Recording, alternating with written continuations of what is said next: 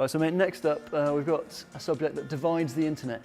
Cat versus dog. We're going to see which one's a better drinker. They don't have the same cheek muscles that we do, so they can't create suction. Okay. So they've got to find some way of getting their tongue to get water into their mouth. But their tongue morphology is completely different. If you've been licked by a cat, it's quite scratchy. And they've got these things called papillae, which are made out of keratin on their tongue, pointing up like little spikes. Okay.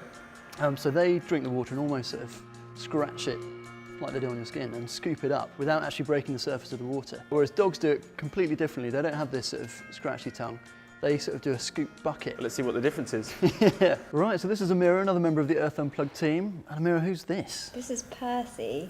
He's partly Burmese. Let's give it a go, I reckon.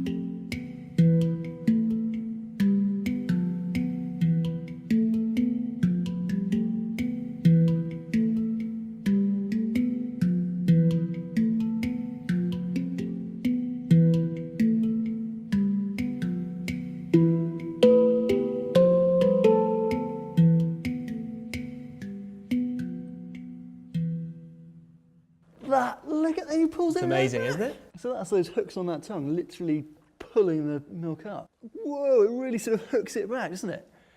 That's extraordinary. I mean, I knew how it worked in theory, but I've never actually seen it like that. Nowhere near as good as that. And you can see he's not sort of scooping it, he's going just along the surface and pulling it up. So I reckon it's probably time for our next contestant in that case. This is Mogwai. He's my dog. He's 3 years old and he's going to be next up. I can't believe how easy that was.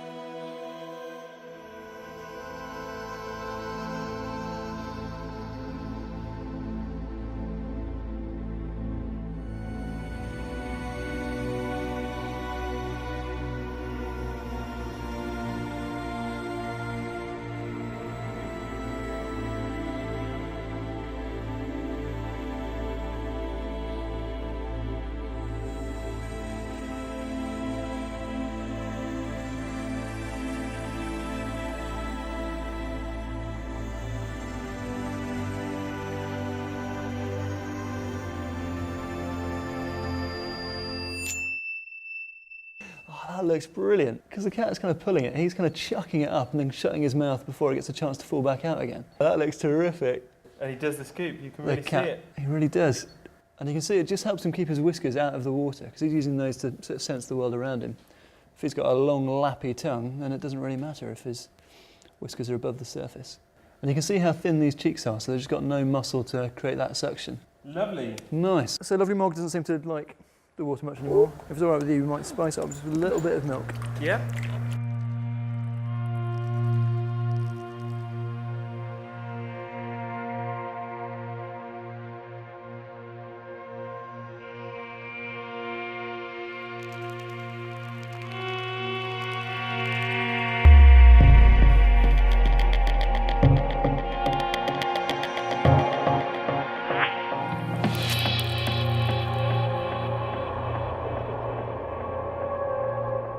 Oh, nice Yeah. scoop. Yeah, really nice scoop.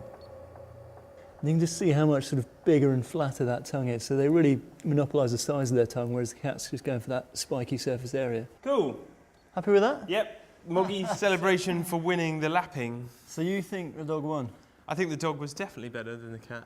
The cat was The cat interesting. pulled water through the air. Yeah, with but its tongue. the cat was, you know, delicate. The dog was raw and just drawing in all that water. Let us know, viewers. What do you think? Dog or the versus cat? The only mammal not sporting a pair of whiskers permanently is us. Take Mog here. Sure enough, his whiskers aren't as noticeable as a cat's and aren't as flamboyant as a shrew's, but they definitely do exactly the same job.